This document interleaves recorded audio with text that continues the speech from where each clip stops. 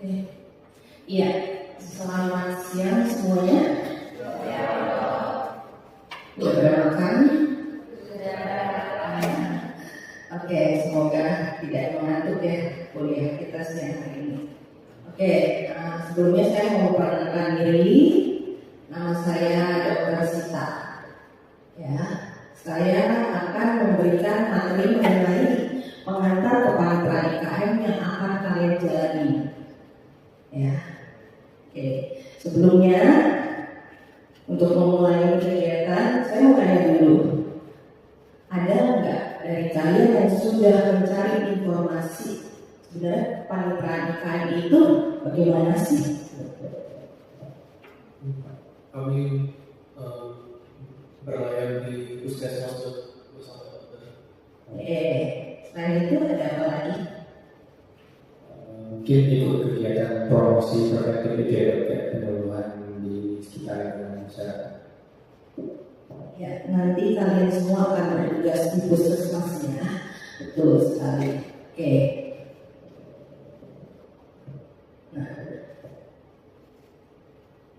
Nah, ini apa saja yang harus kalian capai setelah kalian menyelesaikan kepanitiaan IKM.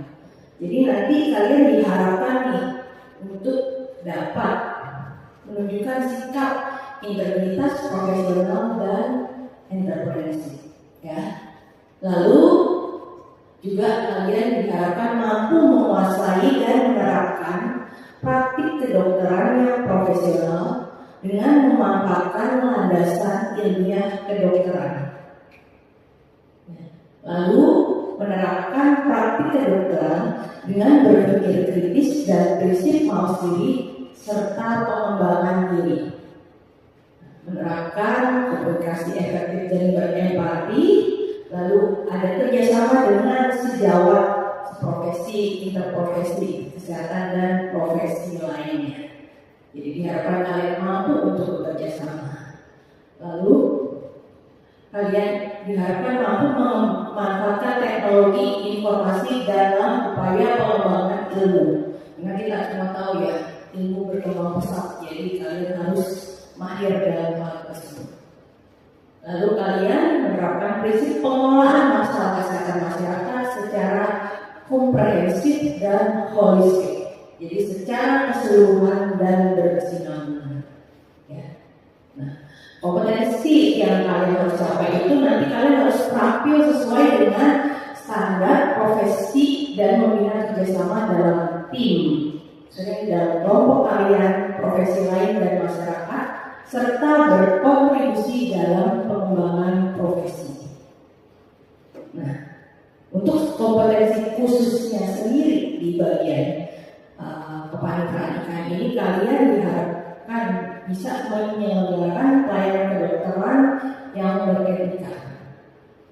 Ya, kekhususannya manajemen lanjut usia dengan berkolaborasi intra dan interprofesional.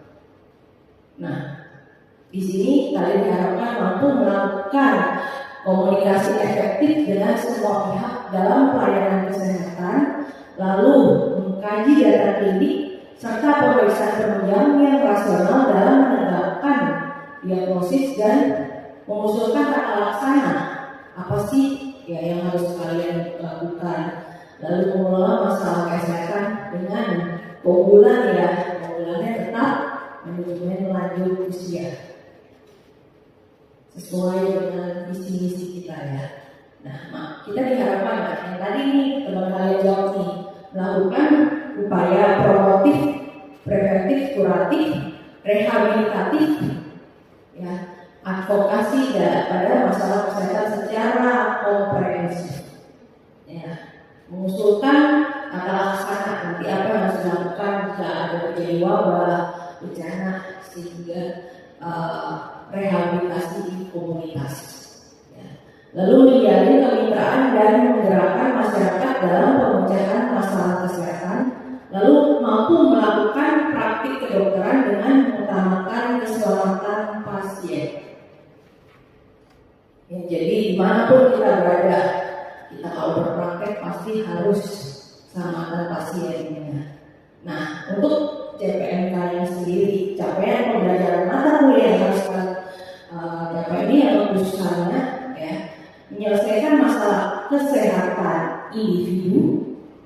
dengan pendekatan dokter keluarga. Lalu kalian diharapkan mampu mengidentifikasi, menyelesaikan masalah kesehatan komunitas masyarakat dengan melakukan diagnosis komunitas. Apa itu diagnosis komunitas? Nanti akan ada kuliahnya sendiri ya. Lalu kalian juga diharapkan mampu memberikan informasi serta edukasi kesehatan guna pencegahan dan deteksi dini kepada komunitas. Karena basis kita adalah bukan pelayanan terhadap individu, tetapi kita adalah melakukan pelayanan pendekatan keluarga dan komunitas. Itulah yang membedakan kita dengan bagian-bagian lain. Ya. Oke.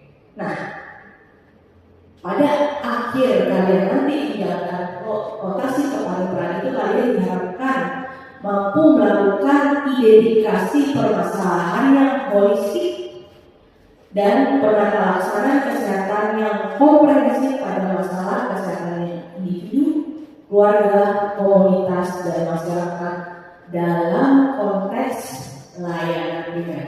Karena nanti kalian semua akan bertugas di layanan primer di puskesmas. Ya, oke. Nah, ini materi pembelajaran yang nanti kalian akan harus pelajari adalah epidemiologi, sistem kesehatan, administrasi dan manajemen kesehatan, kedokteran keluarga dan kesehatan keluarga, diagnosis komunitas, asuransi kesehatan, kesehatan lingkungan, kesehatan dan keselamatan kerja, promosi kesehatan.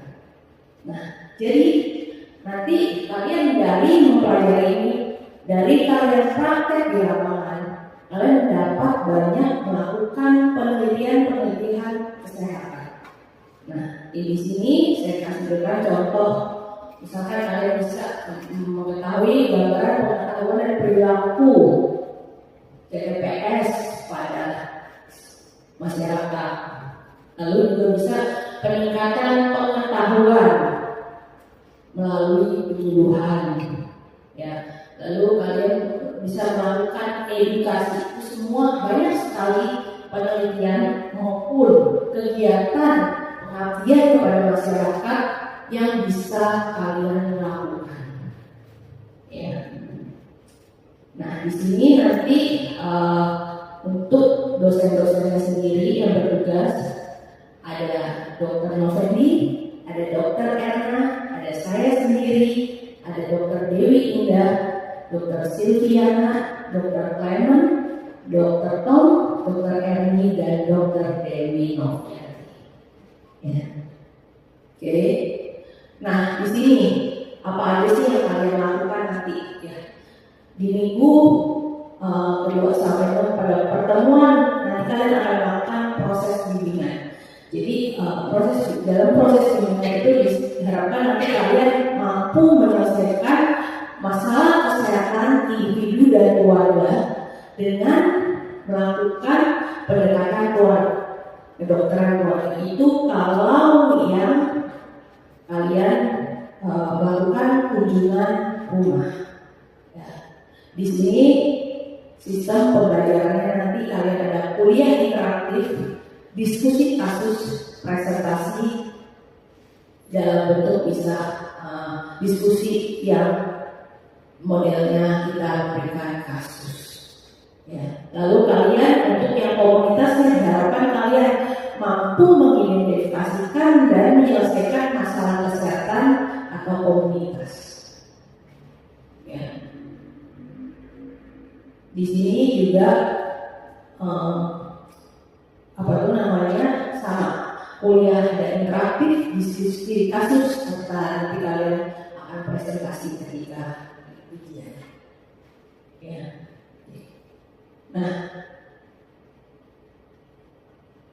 Nah di sini nanti kalian semua akan masuk ke puskesmasnya. Apa itu puskesmas?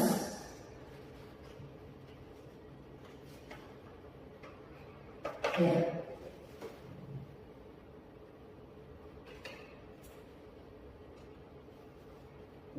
Jadi nanti kalian dalam puskesmas itu adalah sebagai pelayanan kesehatan yang berorientasi pada paradigma sehat. Jadi lebih berfokus pada paradigma sehat.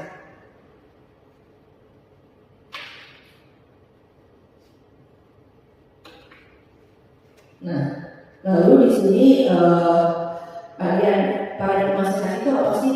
Jadi tidak hanya mengobati, tetapi melakukan pemeliharaan dan perlindungan kesehatan bagi individu, keluarga, komunitas, dan masyarakat. Nah, inilah nanti kalian bertugas di puskesmas itu menjadi mitra bagi pasien dan keluarganya dalam mengatasi masalah kesehatan.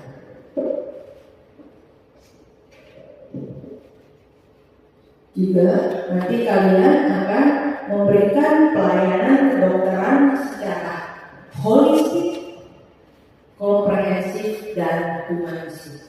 Ya, seperti yang tadi saya sudah jelaskan juga bahwa pendekatan yang akan kita lakukan bukan hanya individu, kita lebih ke arah keluarga dan komunitas.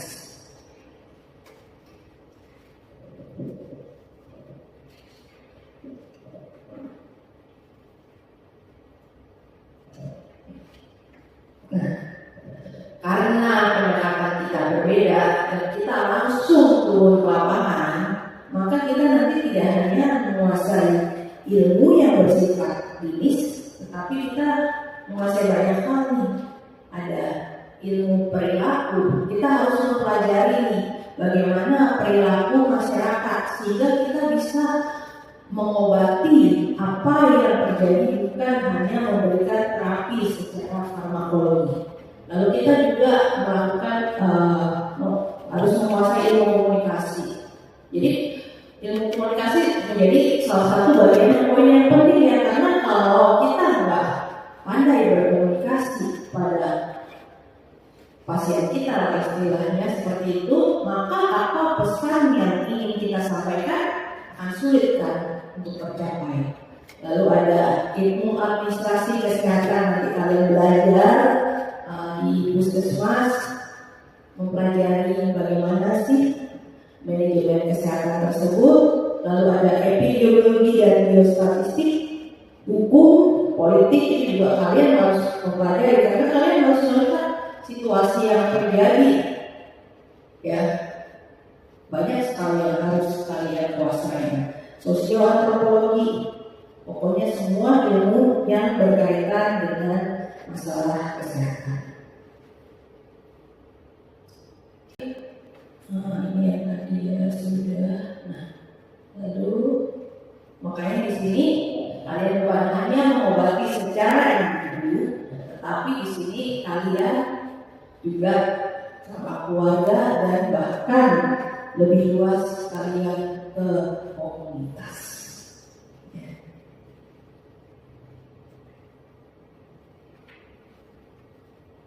Oke.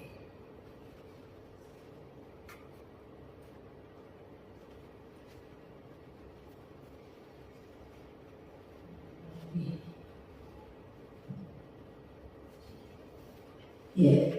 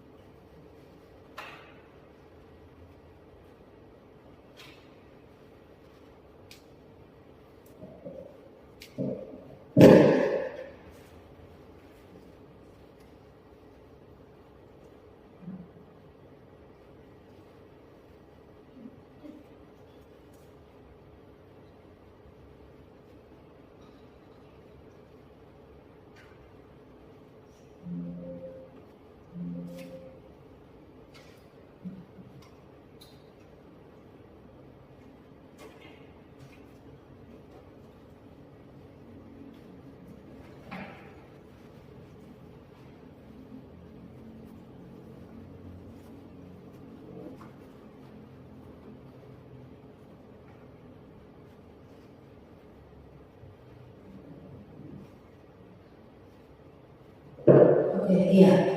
Waktu pelaksanaannya itu nanti di minggu pertama, hari pertama sampai hari ketiga itu kalian mengantar kepanitiaan, bisa secara hybrid atau offline atau online ya. Lalu minggu pertama sampai ke 8 itu kalian bertugas di puskesmas, mulai hari keempat hari Rabu ya. Lalu minggu kedua sampai ke 6 satu kali per minggu kalian akan melakukan bimbingan laporan di kampus atau hybrid yang waktunya disesuaikan dengan pembimbing masing-masing ya. Minggu ke-6 kalian akan mengumpulkan laporan kunjungan kasus dan diagnosis komunitas, lalu kalian di minggu ke-7 akan melakukan ujian kunjungan kasus DK dan materi IKM, dan ketika ujian kalian wajib menggunakan SNAP. Di minggu ke-8 kalian revisi dan mengumpulkan laporan. Nah, ini adalah tempat-tempat kalian bertugas. Ya, ada Puskesmas Cikupa, Lego, Kresek, Krojo, Sindang Jaya, Teluk Nada, Gembong. Itu yang sudah lama kita bekerja sama. Ya, untuk Puskesmas Paku Haji, Salemba Jaya, Sukawali, kalian yang beruntung mendapatkan berarti kalian adalah yang periode kedua dari FK. Ya. Nah ini peta wilayahnya.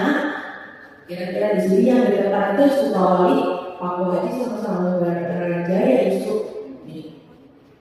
Ya, dekat bandara ini. Lalu Projo di sini, Kresek, Sindang Jaya, Gembong, Cikupa, Legok di sini. Yang paling dekat dengan Untar ya Legok ya. Oke. Nah, ini pembimbingnya. Jadi kalian selain dosen-dosen pembimbing ini, kalian nanti akan mendapatkan juga pembimbing dari tiap-tiap puskesmas. Nah, ini kegiatan contoh-contoh fotokopi kegiatan kalian selama kalian menjalankan kepanitraan IKM. Ya, di sini ini kunjungan dokter keluarga. Ya, mungkin fotonya agak gelap ya.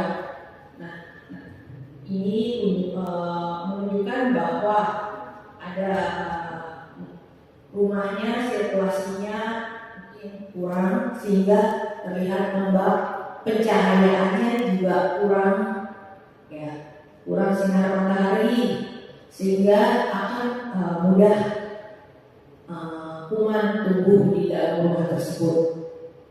Ya, ingat kalian kalau melakukan foto ya seperti ini, kalian wajib untuk menutup ya wajah pasien, minimal kalian tutup matanya. Kalau wajahnya bisa kalian tutup lebih bagus. Ya, jadi tidak melanggar kode ini ya.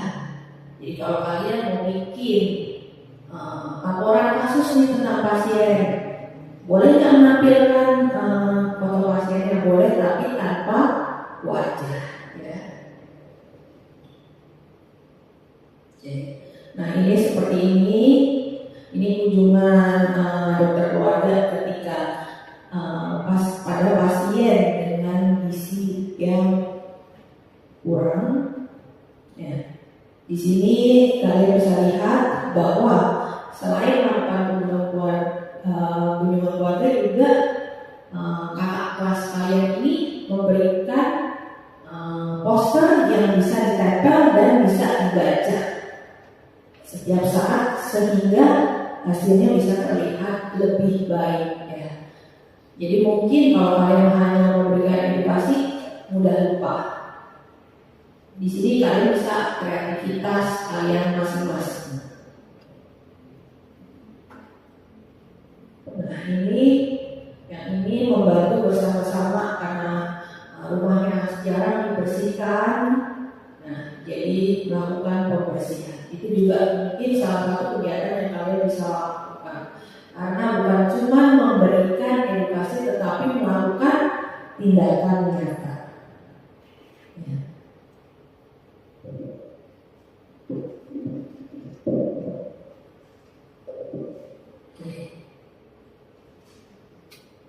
Nah, ini juga masih melakukan kunjungan kasus dokter keluarga ya. Jadi ini pada pasien SKBS. Ini kakak sekalian pada pakai ini karena ketika itu lagi pandemi ya. Jadi pakaiannya super lengkap. Pandemi bisa melakukan kunjungan? Masih bisa. Tetapi kita tetap harus mengamankan diri sendiri. Bukan cuma di pandemi. Nanti juga kalian kalau melakukan kunjungan, oh ya kalian tahu melakukan kunjungan pasiennya TB ya. Pasiennya TB berarti kalian harus menggunakan masker. Ya seperti itu. Oke. Nah ini kegiatan diagnosis komunitas ya, penyuluhan juga tempatnya kadang terbatas ya. Kadang mungkin di rumah penduduk atau di rumah ketua RT dan yang terbatas seperti ini. Tapi kalian di keterbatasan itu harus mempunyai kreativitas sehingga apa yang tujuan kalian itu bisa tercapai. Ya. Selain itu juga nih bisa bikin poster nih. Posternya kalian bisa nanti didaftarkan untuk HAI. Nah, ini ada teman kalian juga mengambil darah untuk deteksi dini, ya screening. Ya, untuk poster bisa diharapkan nanti kalian bisa bikin sendiri sehingga nanti bisa nih kalian mendapatkan HAI. HAI kan nanti bisa untuk tambah nilai poin kalian ya. Oke.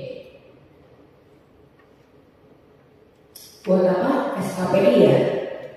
Nah, biasanya kami kalau dari bagian IKN itu pasti biasa ada yang membuat bukan biasa ya, tapi memang selalu membuat poster, leaflet ataupun apa, jadi bisa bermanfaat.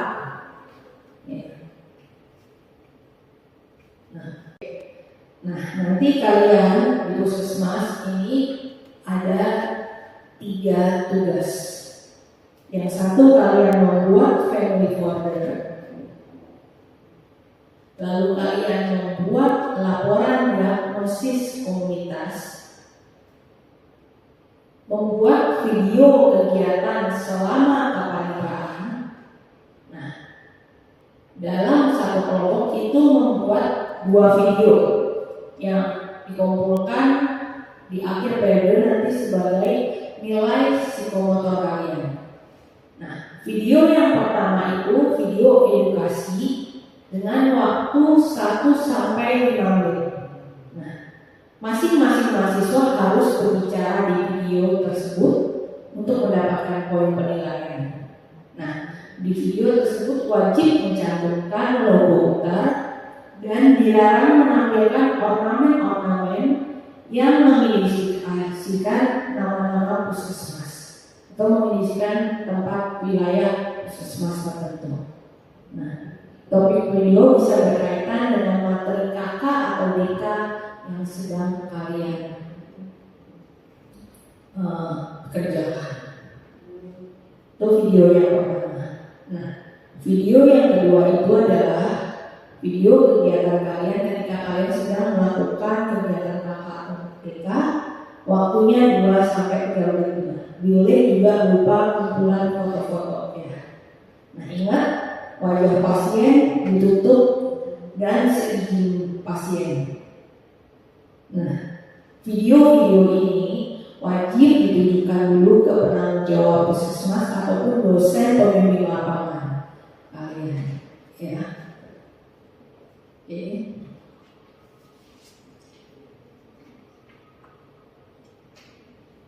Ini contoh video edukasi.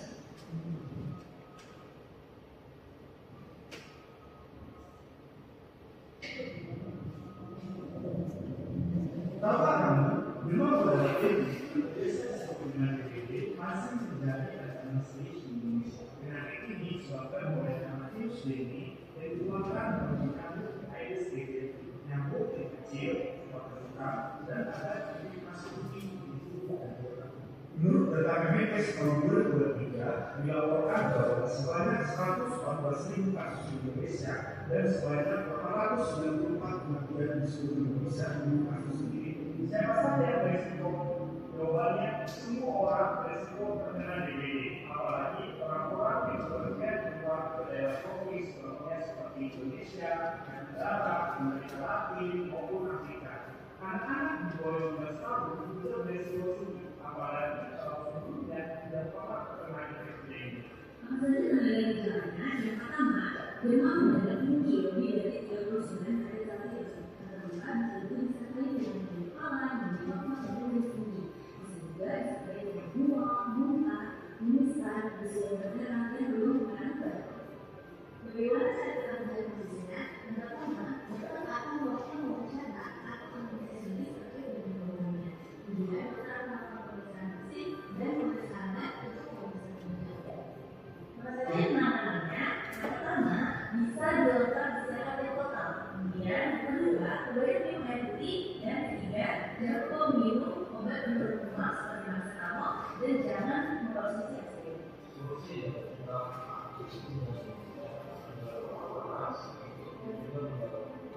Lalu kita juga dapat melihat tanda bahaya maupun komunikasi daripada itu pada DBD. Yang pertama kita harus lihat apakah ada musim berdarah.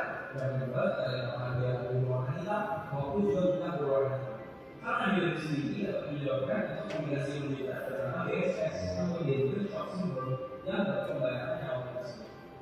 Jadi kalian semua melakukan APBD, main pemeriksaan diri sendiri dan juga pastikan orang berada apa. Oke, ini contoh yang video edukasi.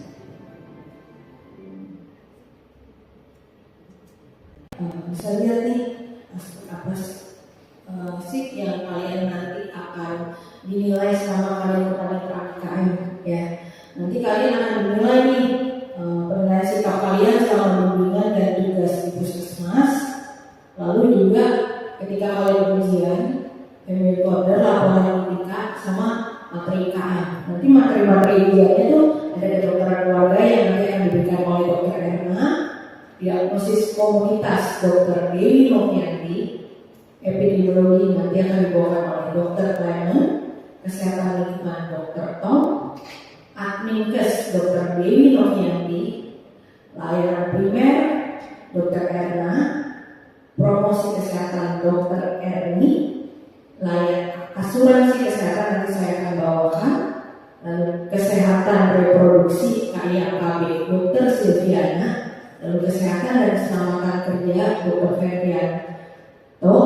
Dr. Indah Dewi Indah itu nanti akan membawakan tentang patient safety. Ya. Logbook kegiatan, lalu nanti kalian ujiannya hanya sekali di minggu ke-7 dan wajib menggunakan STEM. Oke. Sampai di sini ada yang mau ditanyakan? Ada yang mau ditanyakan? Gimana? Tertarik nggak masuk IKM? Kayaknya kok lemes banget deh. Tertarik nggak? Gimana? Tertarik nggak? Oke, kalau begitu kuliah kita sampai di sini. Jika tidak